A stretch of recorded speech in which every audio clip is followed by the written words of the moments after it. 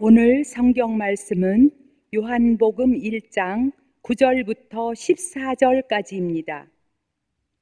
참 빛, 곧 세상에 와서 각 사람에게 비추는 빛이 있었나니 그가 세상에 계셨으며 세상은 그로 말미암아 지은 바 되었으되 세상이 그를 알지 못하였고 자기 땅에 오매 자기 백성이 영접하지 아니하였으나 영접하는 자 곧 그 이름을 믿는 자들에게는 하나님의 자녀가 되는 권세를 주셨으니 이는 혈통으로나 육정으로나 사람의 뜻으로 나지 아니하고 오직 하나님께로부터 난 자들이니라. 말씀이 육신이 되어 우리 가운데 거하심에 우리가 그의 영광을 보니 아버지의 독생자의 영광이요 은혜와 진리가 충만하더라. 아멘.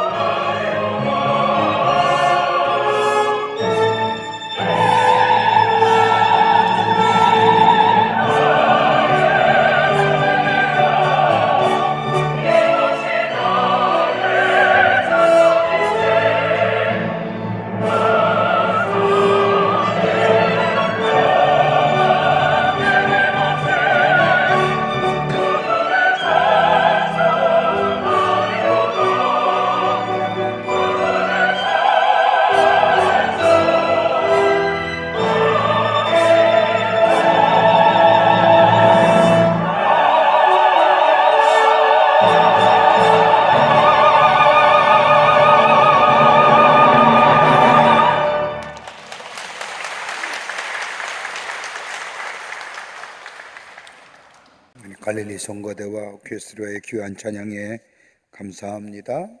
큰 은혜 받았습니다.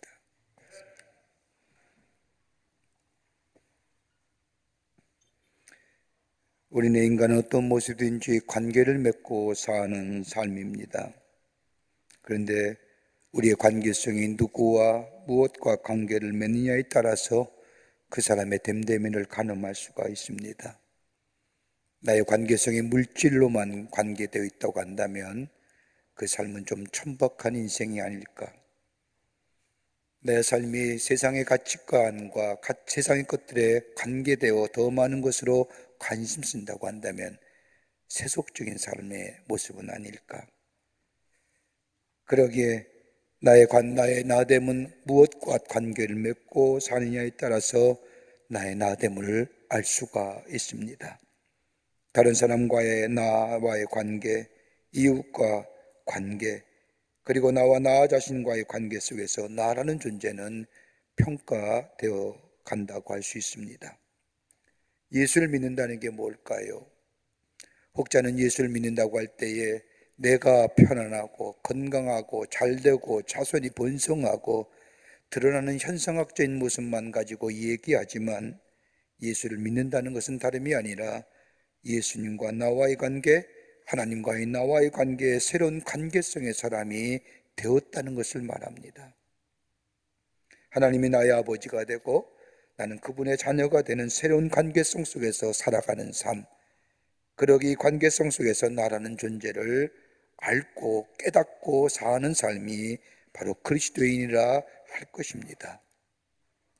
오늘 본문의 말씀은 하나님의 자녀가 된다, 그로 인하여 그의 신분이 달라지고 그 신분에 걸맞는 삶이 주어진다고 말씀하시는 것이 오늘 본문의 말씀입니다. 아마 기독교의 핵심적인 교리요, 기독교만이 갖는 소중한 진리요, 복음이라 할 것입니다.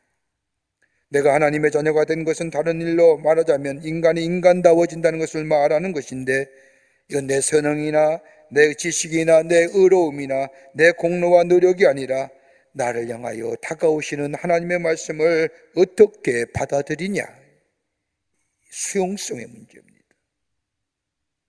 하나님의 자녀가 된다는 것은 쟁취하는 것이 아닙니다.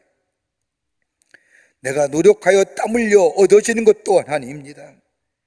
하나님께서 나를 위하여 보내신 예수님을 믿는 것과 더불어 나를 죄를 위하여 십자가에 달려 돌아가시고 대속물로 죽으시고 나로 하여금 죄에서 자유롭게 하여 주셨다는 이 놀라운 십자가의 복음을 받아들이게 될 때에 내 안에 의로움이 덧입혀지고 하나님의 자녀라고 하는 새로운 신분이 되어지며 그 신분에 걸맞는 삶의 모습으로 살아간다는 사실을 믿어지는 사람, 믿는 자. 다시 말한다면 객관화된 진리를 주관화시키는 겁니다. 오늘 여기 본문의 말씀에도 찬빛곧 세상에 와서 각 사람에게 비추는 빛이 있었나니라고 말합니다. 찬빛, 사도 요한은 그 빛이야말로 예수님이라고 얘기합니다. 내가 빛을 내는 존재가 아니라, 내가 빛된 존재가 아니라 예수가 내 안에 찬빛 되시는 예수님이 내 안에 계심으로 나라는 존재가 빛된 사람, 빛된 존재가 되었다는 것, 이 객관화된 사실을 주관화되어 내가 받아들이고 믿고 수용할 때에 비로소 우리가 하나님의 자녀가 되고 하나님의 백성의 삶을 살아가며 나의 삶과 나의 존재의 양식이 달라졌음을 된다는 것을 우리에게 말씀해 주고 계십니다. 오늘 요한복음 1장서부터 8절 말씀에 1장 1절부터 8절의 말씀을 보면 사도 요한은 예수님이 어떤 분이신가에 대해서 설명합니다. 우리가 믿는 예수님은 세상이 창조되기 전부터 계신 선지하신 분이요 계시자요, 그리고 그분이 이 땅에 빛으로 오신 분이라고, 바로 그분이 예수님이라고 우리에게 말씀하십니다. 이 땅에 빛으로 오신 예수님을 믿는 사람들에게는 하나님의 자녀가 되고 그리고 그에 따라 권세를 주신다는 겁니다. 이것이 기독교의 핵심적인 내용입니다. 기독교만이 가지는 복음이요 진리입니다. 여러분, 다른 종교는 믿는 자에게 어떤 존재에 대한 근본적인 변화를 이야기하는 종교는 없습니다. 우리 마음속에 불일 듯이 일어나는 감정과 욕심과 욕먹과 정욕을 제어할 수 있다, 선행할 수 있다, 여러분 그렇게 얘기하지만 우리 기독교는 그렇게 얘기하지 않습니다. 참빛 되시는 예수님을 받아들일 때에 우리의 존재가 변화되고 우리의 삶의 양태가 변화지며 삶의 양식이 달라지며, 이걸 가리켰다고 뭐예요? 구원받았다고 얘기하는 겁니다. 구원받으면 존재가 달라지는 겁니다. 삶의 양식이 달라지는 겁니다. 삶의 형태가 달라지는 겁니다. 이 놀라운 구원의 역사는 내 선행이나 내 지식이나 내 의로움이나 내 노력으로 되는 것이 아니라 우리에게 오시는 이 말씀, 로고스 되시는 예수 그리스도를 내 안에 받아들이느냐 수용하지 않느냐, 이 문제라는 겁니다. 예수님을 받아들일 때에 우리는 하나님의 자녀가 됩니다. 오늘 그러기에 9절 말씀을 보면 찬빛 세상에 와서 각 사람에게 비추는 빛이 있었나니 라고 요한은 얘기합니다. 여기서 찬빛이란 예수님이십니다. 찬빛이란 헬라어로 알레디눈이라고 얘기하는데, 이 말은 순수하고 진짜 믿을 만한 완전한 형용사구로서 진리와 깊은 연관성이 있는 단어입니다. 다시 말한다면 예수님이야말로 진실되고 믿을 만하고 완전한 빛이 되시는 예수님, 그분을 우리가 받아들일 때 우리의 존재가 빛된 존재가 됐고 새로운 삶의 양태, 삶의 양식으로 하나님의 구원받은 백성으로 살아가는데, 그 구원의 역사가, 그 놀라운 역사가 어떻게 이루어지는지요, 우리는 참으로 어려운 가운데 삽니다. 말로 표현하기 힘든 어려운 가운데 우리의 삶이 살아갑니다. 우리의 삶 속에 참된 구원의 길이 어디 있을까요? 어떻게 하면 이 세상 가운데 용기 있는 삶으로 살아갈 수 있을까요? 오늘 본문의 말씀은 그런 의미에서 우리에게 귀한 영적인 교훈과 더불어 도전의 말씀을 해주시고 계십니다. 본문의 말씀을 통하여 함께 말씀을 나누며 은혜 받기를 원합니다. 첫째는 빛 대신 예수님을 받아들인 순간 우리에게 구원의 역사가 일어납니다. 구원의 감격을 누리고 삽니다. 오늘 12절 말씀을 보십시오. 영접하는 자, 곧 그 이름을 믿는 자들에게는 하나님의 자녀가 되는 권세를 주셨다고 얘기합니다. 참빛 되시는 예수님을 받아들인 순간 우리 안에 하나님의 자녀가 됩니다. 하나님의 자녀가 되었다는 것은 무엇을 말합니까? 죄로 말미암아 단절된 하나님의 관계가 회복되었다는 것을 얘기합니다. 하나님이 세상을 창조하실 때에 인간을 창조하시고 에덴 동산에서 아담과 하와가 하나님과 더불어 그의 얼굴을 보며 그 동산을 지내는 그 평화로운 모습, 그런데 죄로 말미암아 하나님의 관계가 단절되었습니다. 에덴 동산에서 쫓겨났습니다. 그러기에 하나님의 엇다치를 피하며 삽니다. 그랬던 깨어진 관계가 오늘 본문의 말씀을 보면 그 이름을 믿을 때에, 참빛 되시는 예수 그리스도를 믿게 될 때에 우리 안에 관계가 회복됩니다. 그 관계의 회복이 뭐냐? 하나님 우리를 자녀로 회복시켜 주시는 겁니다. 그것은 뭐예요? 믿음을 줬어. 받아들일 때에 가능하다는 겁니다. 받아들이는 자에게 구원이 이루어집니다. 하나님의 자녀가 되면 내가 쟁취하는 것이 아니라 하나님께서 나에게 나를 위하여 오심을 내가 받아들일 때에, 다른 말로 말하면 마음의 문을 열 때에, 그리고 받아들이는 자에게 전인격적인 구원과 더불어 온전함의 역사를 경험하게 됩니다. 영혼의 구원은 영혼만 구원받는 게 아닙니다. 전인격적인 구원의 역사가 일어나는 겁니다. 우리의 마음이 달라지고 우리의 생각이 달라지고 우리의 태도가 달라지고 우리의 삶의 전체에 변화를 가져오는 것, 그럴 때에 자유인이 되는 거예요. 많은 사람들이 참된 자유를 원합니다. 참된 자유를 얘기할 때에 어떤 사람은 참된 자유야말로 정치적인 자유를 얘기하는 사람, 경제적 자유를 얘기하는 사람, 사회문화적인 자유를 얘기하지만은, 여러분 가만 생각해 보십시오. 경제적으로, 정치적으로, 사회문화적으로 자유케 한다고 해서 우리가 진정한 자유를 누릴 수 있나요? 제도와 구조가 바뀌어진다고 해서 우리가 자유함을 누릴 수 있냐 말입니다. 불가능해요. 여러분, 제도는 또 다른 제도를 낳았고 구조는 또 다른 구조를 낳아요. 여러분, 가장 근본적인 문제는 뭐예요? 내 안에 내면에 감추어진 이 죄의 문제가 해결되지 않고는요, 참된 자유함을 누릴 수 없어요. 인간의 갈등과 대립과 반목, 어디서 시작돼요? 죄성이에요. 우리 안에 죄의 문제가 해결되지 않니, 내가 평안하지 아니하고 내가 평화롭지 못하니, 내가 부자유스러우시니, 이것의 몸부림이 뭐예요? 제도를 탓하고 구조를 재탁하는 거예요.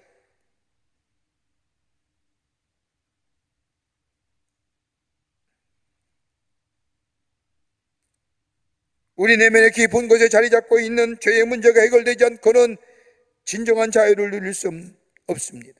정욕과 이기심으로 읽어진 우리의 심령들, 여러분, 잠시 방심하면 나도 모르는 사이에 불쑥불쑥 올라가는 이 감정의 욕구들, 여러분, 죄는 어느 때 지어요? 내가 어느 날 몇 시에 죄졌다고 죄짓겠다고 얘기하는 사람 아무도 없어요. 충동적이에요. 다분히 즉흥적이에요. 왜요? 내 마음을 다스리지 못하고 내 마음을 잊어버릴 때에 즉흥적이고 충동적인 것입니다.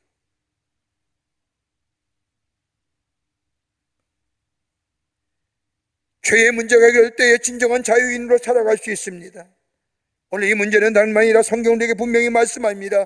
진리 되시는 예수님께서 이 땅에 오심에 그 예수님을 내가 받아들이고 영접할 때에, 수용할 때에, 다른 말로 말하면 예수님 우리의 삶의 주인 모시고 사는 우리의 삶이 될 때에 내 죄의 문제가 해결되고 내 마음이, 내 감정이, 내 태도가, 내 삶의 모든 것이 다 예수의 통제 안에 있게 될 때에 그 삶은 구원받은 백성으로, 자유인으로 유혹을 이길 뿐만 아니라 넘어서는 참된 자유함을 누리는 구원받은 백성의 삶으로 살아가게 됩니다. 이게 세상을 이기는 길이에요. 미국 뉴욕의 블리클린의 플리머스라고 하는 교회 아주 오래전 1928년에 있었던 일입니다. 어떤 할머니가 예배가 끝날 즈음에 손을 들고 목사님에게 부탁을 합니다. 목사님, 죄송하지만 처음이자 마지막으로 부탁드립니다. 강단에 올라가 간증을 하게 해 주십시오라고 말하는 겁니다. 하도 간절한 마음으로 부탁하기에 예수님, 목사님은 이 노파를 강단에 올라가 간증케 합니다. 이 할머니는 강단에 올라오더니 조심스럽게 이야기를 꺼냅니다. 여러분, 제가 기억하기로는 지금부터 약 68년 전의 일입니다. 지금도 그 날짜를 난 생생하게 기억합니다. 1860년 9월 19일, 그날은 마침 주일이었습니다. 요 교회 앞마당에 노예 시장이 열렸는데 저는 그때 노예로 그 자리에 있었습니다. 아버지는 이미 딴 곳으로 팔려가 노예로 끌려가는 모습을 보면서 저는 눈물을 흘리고 있을 그때에, 그러면서 나는 생각하기를 이제 나는 어디로 팔려갈 것인가, 내 미래는 어떻게 될 것인가 하면서 초조하고 불안하고 염려가 있을 그때에 예배를 마치고 교회에서 나오시던 목사님과 내 눈이 마주쳤습니다. 오래 본 것도 아닙니다. 짧게 마주쳤습니다. 목사님이 나를 보시더니 그 즉시 800분이라고 하는 당시에 엄청난 돈을 내면서 나를 노예 주인에게 사서 그 자리에서 자유하게 했습니다. 그 후에 이야기를 들어보니 그날의 예배에서 목사님이 헌금 시간에 말씀하시기를 우리 교회 앞마당에 노예 시장이 열렸는데 오늘 예수님께서 우리를 자유케 하셨는데 오늘 우리가 이 헌금을 드림으로 인하여 저 교회 앞마당에 노예로 서 있는 자 한 사람이라도 우리가 자유케 했습니다. 그렇게 드려진 헌금이 800불이었고 그 800불을 들고 오자마자 내 눈과 마주치며 나를 자유케 하셨습니다. 저는 68년 동안이나 이 교회를 다니면서 이 교회를 위하여 기도하며 평생을 믿음 생활했습니다. 이제 제 나이가 다 되어 하나님 나라에 갈 때가 된 것 같아 이제는 여러분께 저의 가슴속에 품어두었던 말씀을 드립니다. 하나님의 은혜가 아니었더라면 나는 영원한 노예로 살다 죽었을 것인데 하나님의 은혜가 나 같은 사람을 살리셨습니다. 흑암에서 빛으로, 소망으로, 어둠에서 빛으로. 그러기에 이 은혜, 내가 저 하나님 나라에 가더라도 이 은혜를 찬송할 것입니다라고 고백하였다고 합니다.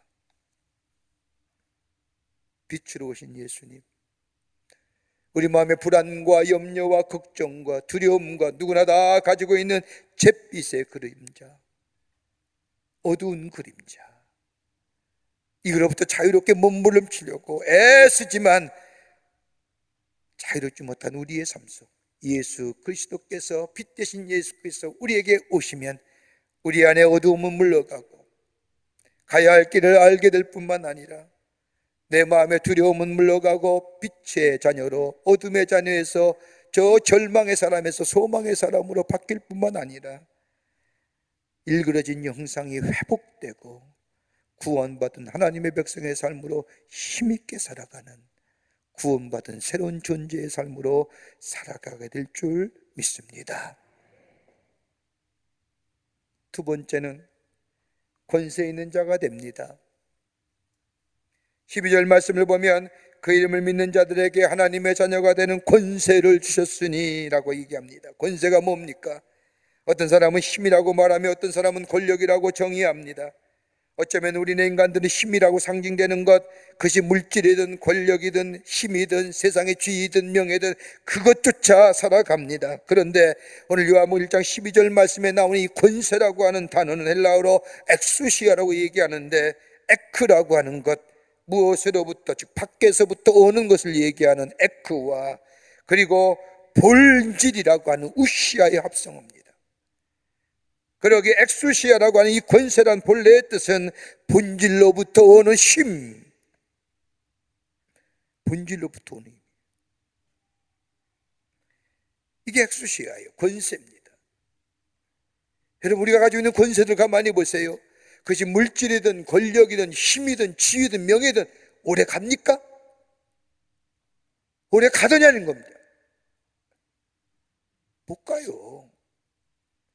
내려놔야지요. 내려와야지요. 거기서부터 자유롭지 못하면 아직도 그것에 대하여 미련 가지고 사는 어리석은 인간 되는 거예요.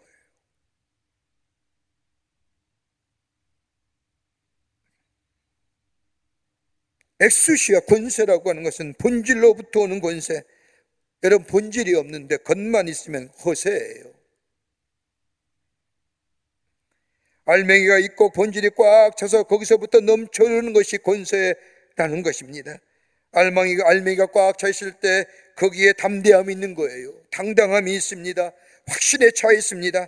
어떤 환경이나 여건에 휘둘리는 것이 아닌 위상이 당당합니다. 두려움과 주저함이 없습니다. 사람들의 평판이나 사람들의 인정 이런 거나 상관없는 권세, 외부로부터의 본질로부터 오는 힘. 어디서 나오느냐? 하나님께 속한 것이기에 하나님으로부터 나온다는 겁니다. 여러분, 예수님이 제자들을 택하여 제자들과 함께 하나님 나라의 복음을 전하시며 둘씩 짝을 지어서 전도를 나가게 하시지요. 그때 제자들에게 뭘 주십니까? 다름이 아니라 예수의 이름의 능력을 주십니다. 그러기에 저들이 밖에 나가서 예수의 이름을 부르며 전도할 때에 강팍했던 심령이 예수께 돌아오고, 앉은 맹인이가 병든 자가 고침을 받고 귀신이 나아가는 역사를 경험했습니다. 어디요? 왜요? 권세는 하나님께 속한 것이기에 하나님으로부터 오는 것이기 때문에. 여러분, 우리가 주님이 가르친 기도, 주기도를 할 때마다 마지막에 어떤 겁니까? 권세와 영광이 하나님께만 있습니다. 여러분, 이렇게 고백하는 이유가 어디 있을까요? 권세는 하나님께 속한 것이고, 그러게 그 이름을 믿는 자, 그 이름을 영접하는 자에게 하나님께서 당신의 권세를 주신다는 겁니다. 하나님같이 되었다는 것이 아니라 하나님의 권세를 대항하는 사람, 하나님의 온전하신 뜻을 전하는 사람. 여러분, 이 권세가 있으면 오해나 핍박이나 죽음은 상관하지 않습니다. 초월하지요. 세상의 비나도 넉넉히 이겨냅니다. 하나님의 온전한 뜻을 전하며 삶으로 증거하는 삶을 살기에, 진리 안에 살기에 두려움이 없습니다. 그 출발점이 어디예요? 그 이름을 영접하는 자, 믿는 자에게 하나님의 권세를 허락해 주신다는 겁니다. 그러기에 예수를 영접하면 능력 있는 자 되는 거예요. 이유가 여기 있는 겁니다. 세상을 이기는 겁니다. 악으로 갚는 것이 아니라 손으로 갚을 능력이 생기는 겁니다. 다문이 다 절망이요 좌절이요 아픔이랄 때에 아닙니다, 우리에게 희망이 있습니다라고 얘기할 수 있는 자 되는 겁니다. 헨리 나우엔이라고 하는 영성학자가 하나님의 권세 있는 사람이 되려가면 적어도 세 가지의 마음이 있어야 된다고 얘기합니다. 하나는 단순한 마음의 사람입니다. 하나님께 초점을 맞춘 단순한 사람이어야 한다고 말합니다. 다른 것 쳐다보거나 다른 것에 눈을 돌려 권세를 얻으려는 것, 아니, 하나님께 초점을 맞춘 사람이 하나님으로부터 권세를 위임받는 인생 됩니다. 하나님께 초점을 맞춘 단순한 마음의 사람. 두 번째는 영혼이 자유해야 한다고 말합니다. 부족함도 있고 실수도 있고 허물도 있습니다. 그러나 이러한 부족함과 실수와 허물을 다 잊어버리고 하나님을 바라보는 영혼, 구원받은 백성. 영혼은 자유롭고 그러기에 양심도 자유로운, 그러기에 선택의 용기도 바른 겁니다. 또 하나 있다고 한다면 하나님께서 나를 통하여 역사하신다는 확신의 사람. 하나님 오늘도 나와 함께 하십니다. 작은 일이나 큰 일이나 하나님의 지금 나를 통하여 일하시고 계십니다고는 확신 있는 사람이에요. 힘 있는 권세 있는 자들. 환경이나 여건을 넘어서는 거예요. 아무리 어렵고 힘들더라도 하나님이 나와 함께 하심을 믿을 때에 그 어려움과 그 여건, 그 형편, 그 힘듦을 능히 이길 수 있는 권세 있는 능력 있는 자의 삶을 살아가는 거예요.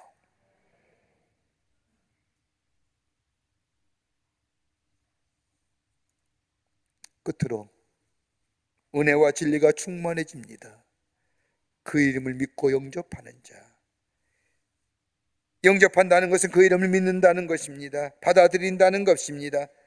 우리가 예수를 믿고 우리 예수를 우리의 삶의 주인으로 모신 사람들은 영생과 더불어 매일매일 구원받은 백성의 삶을 살아갑니다.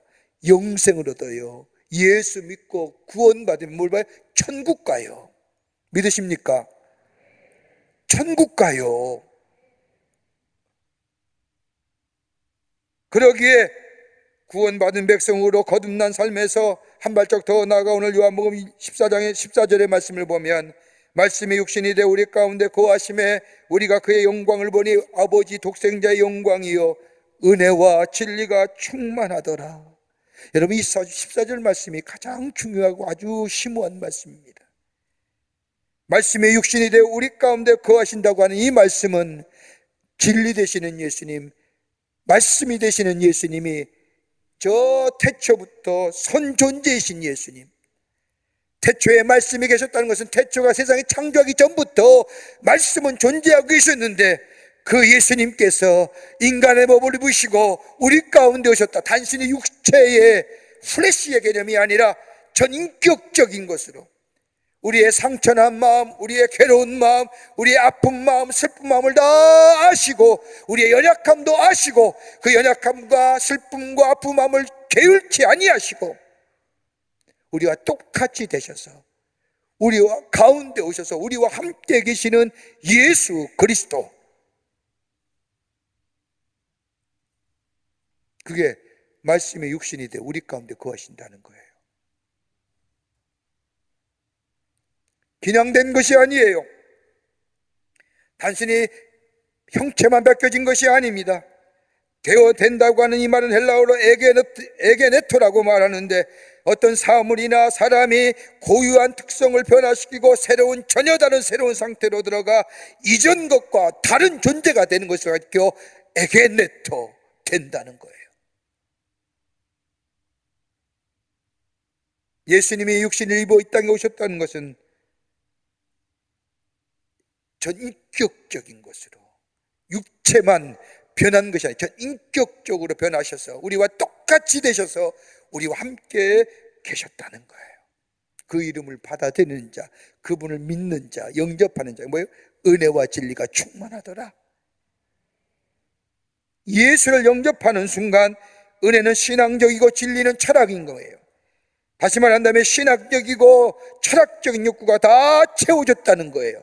여러분, 우리의 인생의 여정을 살면서 우리의 신앙의 가장 큰 문제가 뭘까요? 어떤 문제가 가장 큰 어려움이에요? 해결할 수 없는 가장 삶의 가장 큰 문제는 죽음의 문제예요. 여러분, 예수 그리스도를 영접하는 순간, 그 이름을 믿고 영접하는 순간 우리의 삶 속에 가장 중요한 문제인 죽음의 문제가 해결돼요. 예수 믿고 예수 안에 사는 삶은 천당 가요. 영원한 생명을 살아요. 주님과 함께 동행하며 12가지의 실과를 먹고 마시며 주님의 얼굴을 보는 저 하나님의 나라에 가서 구원받은 백성으로 천국에 가 영원한 생명을 살아요. 죽음의 문제가 해결돼요. 신앙의 문제죠. 또 하나, 진리는 뭐예요? 철학적인 문제예요. 어떤 문제예요? 내가 이 땅에 왜 사느냐 문제. 무엇 때문에 사느냐. 그 이름을 믿고 영접하는 순간 내 삶의 철학의 문제가 해결돼요. 난 누굴 위해 살아요? 예수 그리스도. 누굴 위해 살아요? 주의 영광을 위해서. 좀 더 구체적으로 말한다면 예수를 믿고 영접하는 순간 진리가 내 안에 채워졌다는 겁니다. 여러분, 세상의 진리는 가변적인 것들이에요. 변하게 됩니다. 시간이 지나고 사람에 따라 진리의 기준이 변하고 모호해집니다. 그러나 예수 안에 있는 사람은 진리가 분명합니다. 하나님의 말씀이 진리입니다. 이 진리는 변함이 없습니다. 시간과 공간과 세대와 문화와 인종을 초월해서 모든 사람에게 적용되고 받아들이는 상 믿고 영접하는 순간 그 진리가 내 안에 계시요 나를 자유롭게 하시며 내 안에 신앙의 문제와 철학의 문제를 해결해 주실 뿐만 아니라 나로 하여금 사명자의 삶으로 살아가게 하신다는 거예요.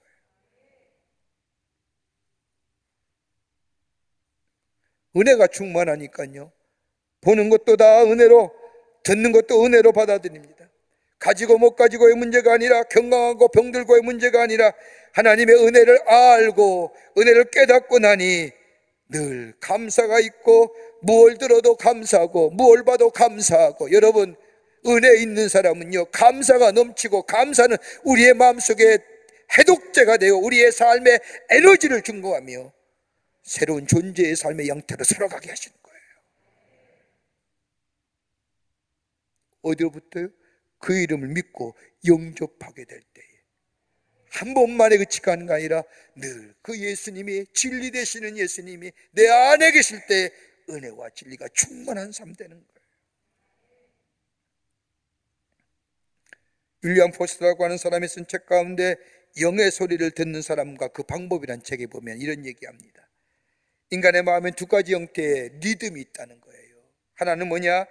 알파의 리듬이고 또 하나는 베타의 리듬이에요.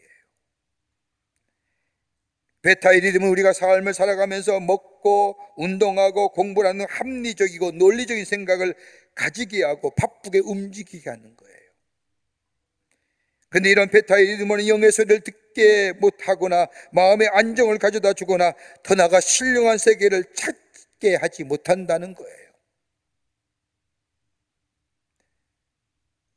그러나 우리의 리듬의 주파수, 우리의 삶의 리듬의 주파수를 알파의 리듬으로 바뀌면 우리 마음의 안정을 얻고 산과 바다와 아름다운 꽃들을 보며 느낄 수 있을 뿐만 아니라 우리 안에 이 알파의 리듬이 있게 될 때에 하나님께 예배 드리기를 가능케 하고, 말씀을 들으며 기쁨이 넘치고 찬송을 부르면 찬송이 내게 은혜가 되고, 이럴 때에 진정한 예배가 드릴 수 있을 뿐만 아니라 우리 마음속에 이 알파의 마음이 있게 될 때에 평화로운 마음, 부드러운 마음, 온유한 마음, 온순한 마음이 있게 된다는 거예요.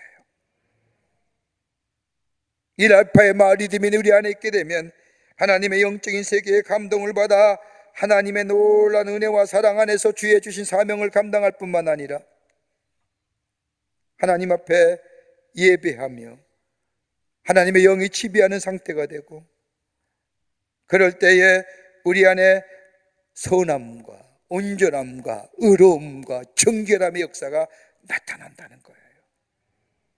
어느 때 일어나느냐?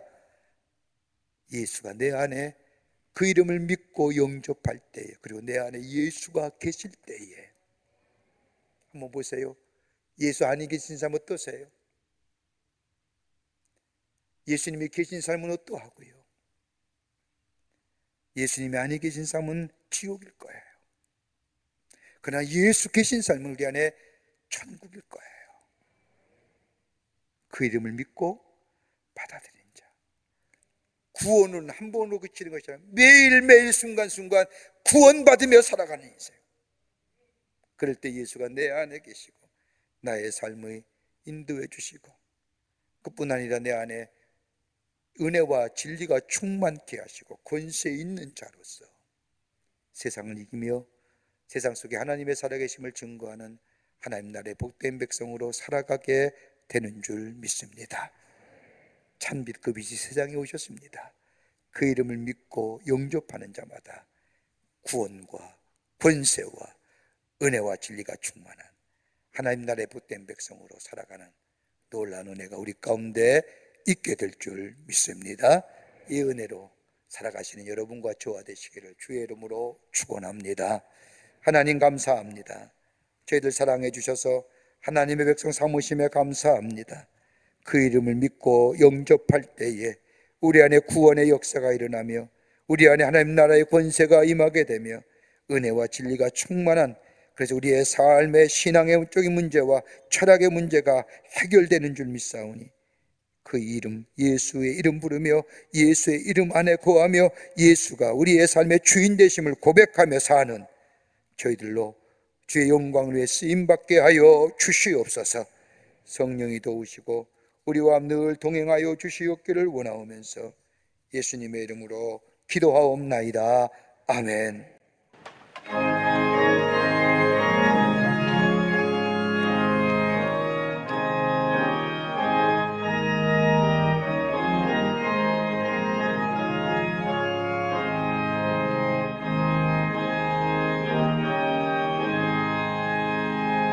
내 갈 길 멀고 땅은 깊은데 빛 되신 주 소고냥 집을 향해 가는 길 비추소서. 내 가는 길 알지 못하나 한 걸음씩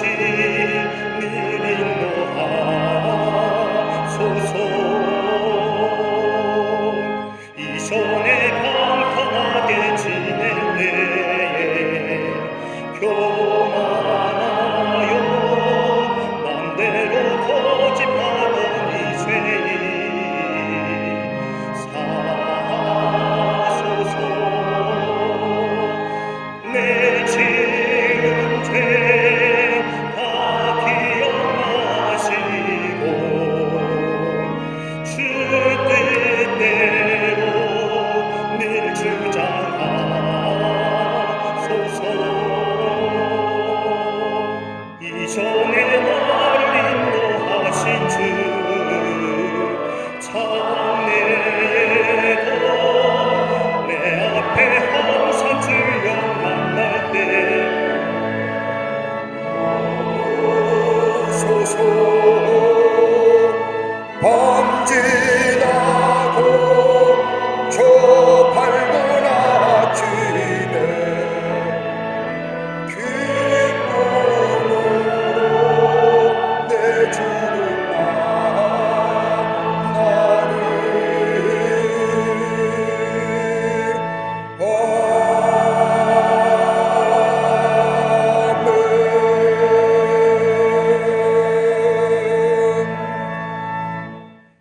우리를 구원하시기 위해서 인간의 몸을 입으시고 이 땅에 오셔서 우리의 죄를 대신하여 십자가에 달려 죽으신 우리 구주 예수 그리스도의 크신 은혜와 하나밖에 없는 당신의 아들을 우리에게 보내주셔서 십자가에 달려 죽게 하심으로 우리를 향한 사랑을 보여주신 그 한량없으신 하나님 아버지의 사랑하심과 우리 안에 내재하시며 교통하시며 인도하시는 성령님의 놀라운 능력의 역사가 오늘 거룩한 주의 날 주의 전에 모여 함께 하나님 앞에 예배드리며 구원받은 자로, 권세 있는 자로, 은혜와 진리가 충만한 자로 저 세상에 나가 하나님의 사람으로 살기로 결단하며 성전에 물러서는 우리 모든 사랑하는 광림의 권속들과 영상을 통하 이 예배에 참여한 하나님 나라의 거룩한 백성들 모든 이들 위해 주께서 지금으로부터 영원토록 함께 하시기를 간절히 축원하옵나이다. 아멘. 좋으신 하나님, 좋으신 하나님,